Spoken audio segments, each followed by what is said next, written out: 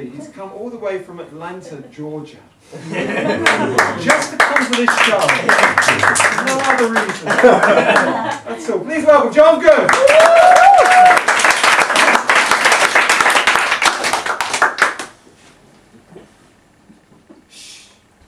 This is what the librarian said when I was in grade school. Beating on my chest, beating on the desk, testing her patience in general, just acting a fool.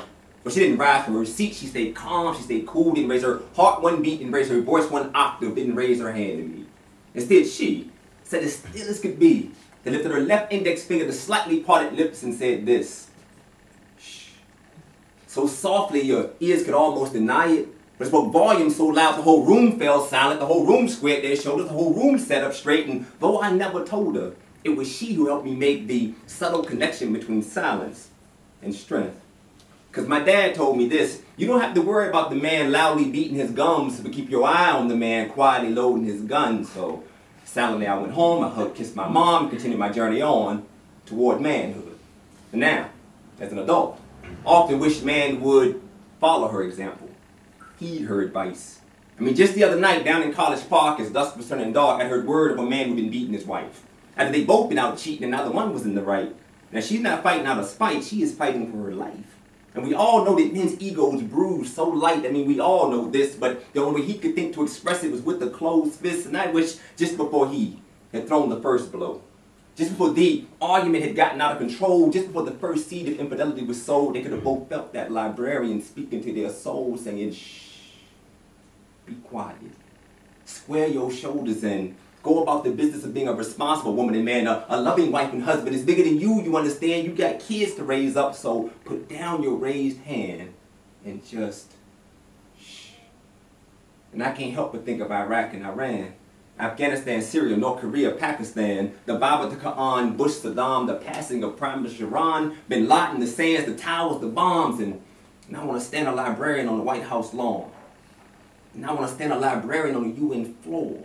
Stand a librarian on the shores where the troops deploy. Stand a librarian firmly on foreign and domestic soils when those good old boys get to arguing about the price of crude oil per barrel, about what's due Caesar and what's due Pharaoh in a world so wide when views get so narrow and they start reaching for their arrows, bows and guns, reaching for your support, your funds and sons.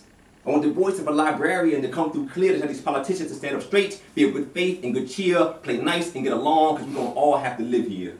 And she could say all of this, not by raising her voice, not by raising her fist, but by raising her left index finger to slightly parted lips and saying, shh.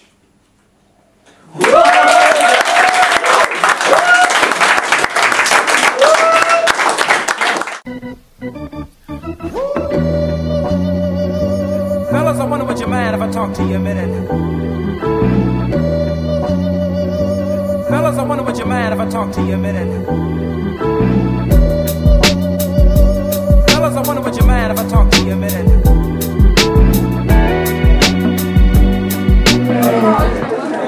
It's lovely to have you all here, and I really appreciate all the attention everybody's been giving the artists. That really means a lot. All right, well, we've got someone all the way from America, you know. There's no girl from America right now, and he's in the UK. I'm sure we're going to love him. His name's Jon Goode, so I'm sure he's good. Jon Goode, everyone give him a massive round of applause, please.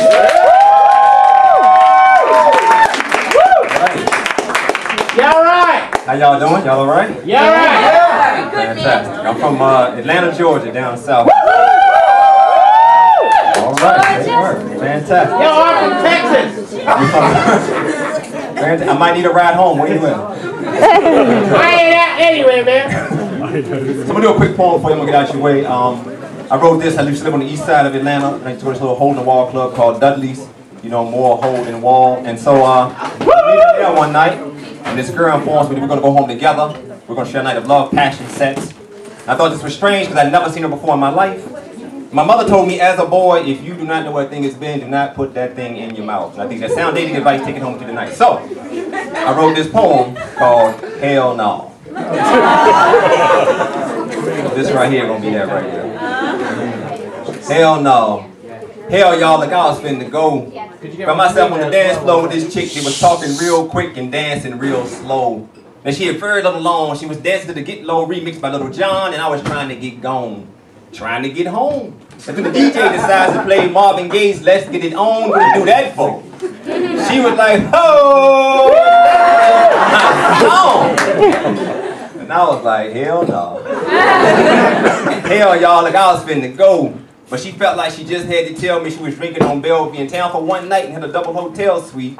Made sure I could see that her dress was from BB, bag by Louis, Prada shoes on her feet. I mean, a lot of dudes were trying to meet young Slim. Some sent champagne to her table, trying to pull her in their stable, hoping she would want them. And the complete irony her choosing me from this sea of #1 stunners is that I'm an average Joe. An average schmo that really just didn't want her. As looks go, she was fairly pretty, but she was also fairly crunk. Not so fair-skinned, but yes, fairly drunk. Those slurred words I heard, nouns, adjectives, and verbs that were damn near felonies. She telling me what she was gonna do to me. Which I thought was odd, seeing that she was completely new to me. And I met her 3 hours ago on the street, she didn't even know to speak. Now she's on the dance floor asking me to explore her inner freak, and I don't know what get into me, but I began to speak to her candidly over the beat. I said, sweet, you got these men on the edge of their seats, waiting for a chance to get at you. You flashed your tongue ring showing that cute tattoo. And I'm sure they don't even care that we can see your track glue. It's true. Or that no woman this black can have eyes that blue.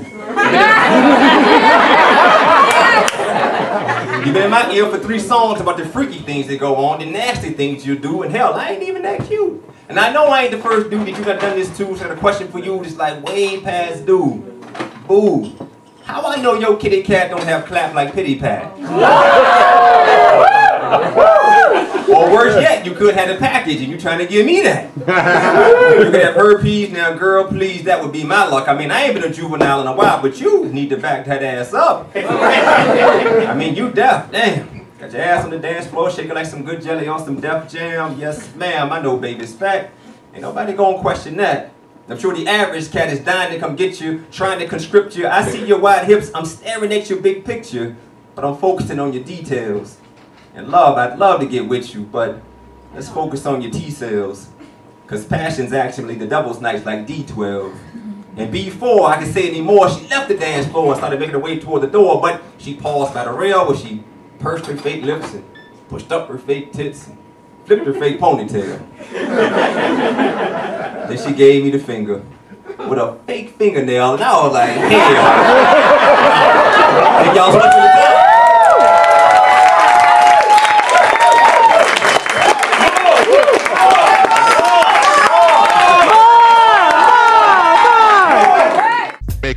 Make 'em clap to this. To show our appreciation. Make 'em clap to this. Thank you, JD. Thank you, JD. Thank you, JD. Thank you, JD. Thank you, JD. Thank you, JD.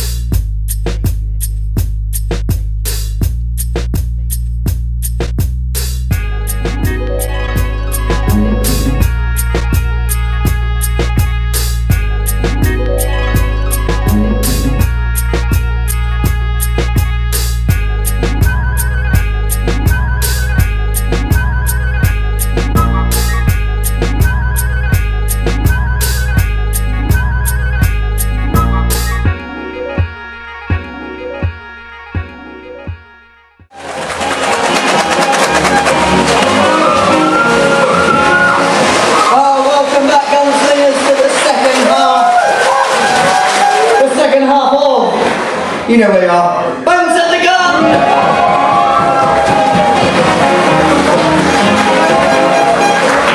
So, did you enjoy the first half? Not convinced. Are you looking forward to the second half?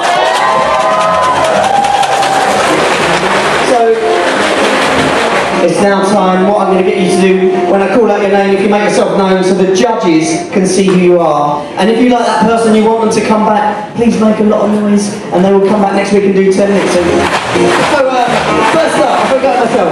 Nia, where's Nia? Make yourself known, Nia. Be like Nia, be like Nia.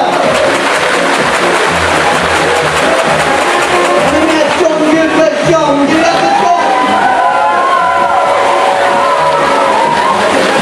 And then there's Kemi, where's Kemi?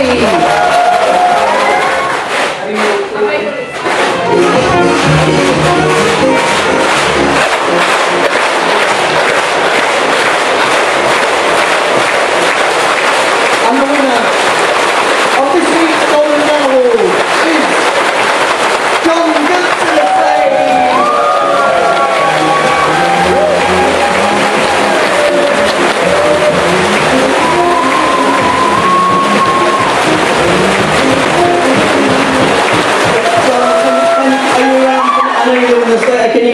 gone. He's gone. Doesn't matter. Can I just say, if you go through customs with that, you will get stopped. So, please come on over. I've got to go winner, Jon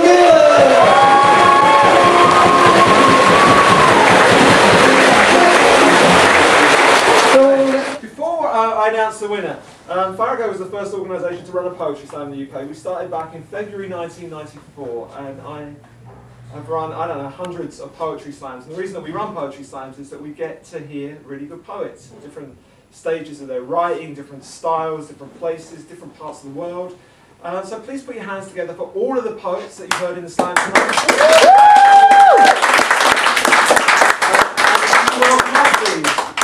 Hailing from Atlanta, Georgia. All right.